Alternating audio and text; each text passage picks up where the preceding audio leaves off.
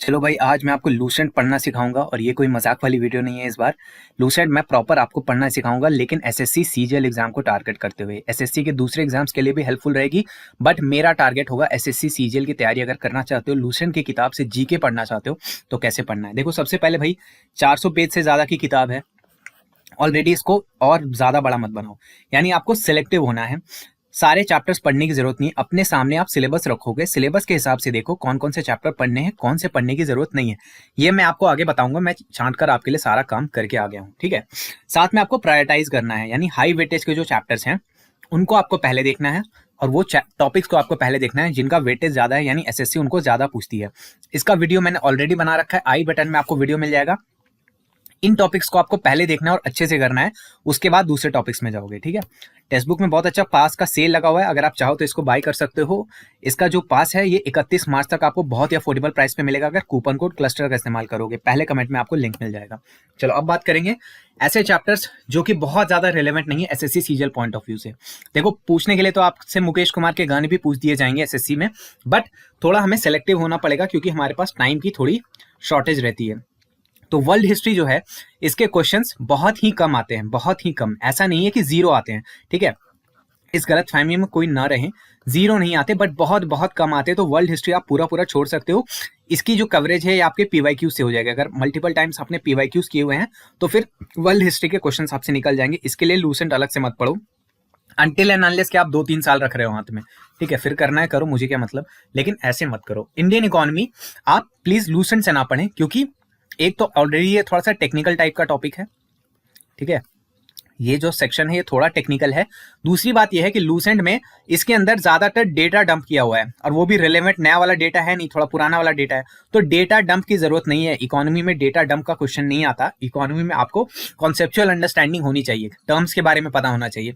तो वो आप प्लीज लूसेंट से ना पढ़ें। यूट्यूब में कोई भी आपको फ्री लेक्चर मिल जाए, वन शॉट मिल जाए, कहीं से आप कर लो। वैसे हम लोग भी सोच रहे हैं कि थोड़े टाइम के बाद वन शॉट का कोई जुगाड़ करेंगे। तो अगर इस वीडियो को आप बाद में देख रहे हो, वन शॉट आ गया होगा इकोनॉमी का, तो यहाँ पे आई बटन में आपको मिल जाएगा। फिलहाल तो अभी अवेलेबल हमारे यहाँ नहीं है, बट आपको यूट्यूब में बहुत वीडियोस मिलेंगे। इसको लूसेंट से मत करना, क्योंकि भाषा अच्छी प्रयोग नहीं की गई है। आप एज अ बिगिनर इसको समझ नहीं पाओगे, और थोड़ा सा इसके अंदर डेटा डंप का प्रॉब्लम है। मिसलेनिक वाला जो सेक्शन है, इसको भैया सेलेक्टिव होकर पढ़िएगा। ठीक है, क्योंकि बहुत ज्यादा इसको डीप में डाल दिया है, बहुत सारी चीजों को इंक्लूड किया। अगर आप उसको पढ़ के रिटेन कर पाते हो, वेल एंड गुड है, बट उतने ज्यादा का काम नहीं होता है। इसमें सिलेक्टिव होकर पढ़ेंगे, पीवाईक्यूज को ध्यान में रखते हुए, तो वैसे आप पढ़ेंगे। ठीक है, पूरा का पूरा मिसलेनी वाला सेक्शन ना पढ़ेंगे। कंप्यूटर भी आप लूसेंट से नहीं करेंगे, क्योंकि कंप्यूटर आपके टीयर 2 में बहुत इंपॉर्टेंट रोल प्ले करता है। ठीक है ना, तो टीयर 2 के लिए आप कंप्यूटर जहां से भी कर रहे हो वहीं से करना। फिलहाल में टीयर 1 में बहुत ज्यादा सवाल सीजीएल में नहीं होते, सीएचएसएल में होते हैं, बट सीजीएल में कंप्यूटर के बहुत ज्यादा सवाल नहीं आते। तो आपकी मर्जी पे है, आप चाहो तो कर सकते हो, अदरवाइज इसका बेटर सोर्स है कि आप सिर्फ और सिर्फ क्या करो, सारे पीवाईक्यूज कर डालो, अगर टीयर 1 की बात करें तो। और टीयर 2 के लिए आप कंप्यूटर का एक अलग सोर्स कोई भी उठा रहे होगे तो आप वहीं से फॉलो करना, लूसेंट से मत करना, क्योंकि लूसेंट में बहुत ज्यादा कंटेंट भी नहीं है, झूठ का आपका टाइम वेस्ट होगा। ठीक है, चलो अब बात करेंगे कि भाई एक चैप्टर को अगर आप स्टार्ट कर रहे हो, बिगिन कर रहे हो, तो कैसे क्या उसको अप्रोच करना है। सबसे पहले मूर्खों की तरह जाकर सीधा उठाकर पढ़ने नहीं लगेंगे, ये गलत अप्रोच होता है। ठीक है, सबसे पहले आपको करना क्या है, उस चैप्टर से दोस्ती करो जिस चैप्टर को भी आप पढ़ने वाले हो। मान लो आप पढ़ने वाले हो इंडियन पॉलिटी, ठीक है, इंडियन पॉलिटी पढ़ने वाले हो, पहले वहां पढ़ने मत लगो। सबसे पहले जाओ इंडियन पॉलिटी के एसएससी के क्वेश्चंस देखो, ग्लांस एट पीवाईक्यूज। इसमें आप लगभग आधे से 1 घंटे का समय देंगे। ठीक है, आधे से 1 घंटे में आपको ऊपर ऊपर से सारे पीवाईक्यूज देखने, उसको सॉल्विंग नहीं करनी है। मैं सॉल्विंग के लिए नहीं बोल रहा हूं, मैं सिर्फ बोल रहा हूं कि आप क्वेश्चंस देखो कि किस तरह के सवाल पूछे जा रहे हैं, फोकस किस चीज पे हो रहा है, क्या फोकस अंडरस्टैंडिंग पे है, क्या फोकस फैक्ट्स पे है, क्या डेटा पे है, क्या अमेंडमेंट पे ज्यादा फोकस रह रहा है, क्या आर्टिकल पे ज्यादा फोकस रह रहा है, या आर्टिकल में जो बात बोली जा रही है उसकी टेक्निकलिटीज पे ज्यादा सवाल आ रहे हैं। आपको ये सब चीजें देखते देखते एक हैबिट लगेगा, आपके सबकॉन्शियस में चला चीजें जाएंगी कि आपको पढ़ते हुए किस चीज पे ज्यादा फोकस करना है। ठीक है, जो लेस इंपॉर्टेंट वाले टॉपिक्स हैं, यानी इंडियन पॉलिटी आप पढ़ रहे हो, पढ़ते पढ़ते आप कुछ कुछ चीजों को नोटिस करोगे कि कुछ टॉपिक से सवाल कुछ ज्यादा ही आते हैं। ठीक है, जैसे कि आपका प्रेम्बल वाला सेक्शन है, डीपीएसपी वाला सेक्शन है, ये सबसे सवाल कुछ ज्यादा ही आते हैं। बट कुछ सेक्शन है जिनसे सवाल उतने ज्यादा नहीं गिरते, थोड़े कम गिरते हैं। तो ये देखते हुए आपको पीवाईक्यूज से अंडरस्टैंडिंग लेनी है, उसके बाद आप चैप्टर्स को स्टार्ट कर रहे होगे। ठीक है, एक बार आपने पीवाईक्यूज को ग्लैंस किया, फिर आप चैप्टर को स्टार्ट करो और एक एक्टिव रीडर की तरह पार्टिसिपेट करो। यानी कि आप या तो कीवर्ड्स को हाईलाइट करो, नीचे पेन से पेंसिल से आप मार्क कर सकते हो कौन इंपॉर्टेंट कीवर्ड्स हैं, होने के लिए पूरा लूसेंट ही मार्क हो जाएगा, ठीक है। बट आपको फोकस करना है कीवर्ड्स के ऊपर और डेटा के ऊपर। जो डेटा और कीवर्ड्स आपसे इंपॉर्टेंट है उसके ऊपर आप फोकस करोगे, डेट्स वगैरह हो गए, इन सब चीजों को थोड़ा हाईलाइट करते हुए चलोगे, थोड़ा एक्टिवली पार्टिसिपेट करोगे तो चीजें थोड़ा समझ में आएंगी, ठीक है। नोट मेकिंग रिडंडेंट है, लूसेंट का नोट्स नहीं बनाएंगे क्योंकि लूसेंट आप समझते नहीं हो लूसेंट किताब क्या है। लूसेंट क्या है, एनसीईआरटी जो आपकी गोल्डन बुक्स हैं, ठीक है, एनसीईआरटी का एक तरीके से समरी बनाया हुआ है, ठीक है। यानी लूसेंट अपने आप में एक नोट्स की किताब ही है। This is a notes book, this is not an actual book. ये नोट्स की किताब है, समरी की किताब है, एनसीईआरटी का बेसिक समरी बनाया हुआ है, उसे लूसेंट बुक का नाम दिया हुआ है, ठीक है। तो आप यहाँ पर फिर से नोट्स का नोट्स बनाकर रिडंडेंट काम दोबारा से नहीं करोगे, आप केवल हाईलाइट करते चलोगे किन चीजों पे अपने को ध्यान रखना है, किन चीजों को अपन थोड़ा छोड़ भी सकते हैं, ठीक है।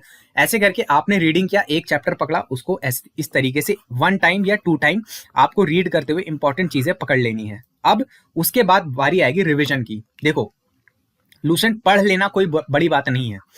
जस्ट बिकॉज आपने पढ़ लिया है इसका मतलब ये नहीं कि एग्जाम में आपके सवाल निकलेंगे। आपको रिवीजन करना पड़ेगा और मल्टीपल टाइम्स रिवीजन करना पड़ेगा। मल्टीपल रिवीजन आप कैसे करेंगे, एक आप एक्टिव रिकॉल का सहारा लेंगे और दूसरा है स्पेस्ड रिपीटिशन। इसका मतलब क्या होता है मैं आपको समझाता हूं। देखो, आपने मान लो पढ़ा प्रीएम्बल के बारे में, ठीक है।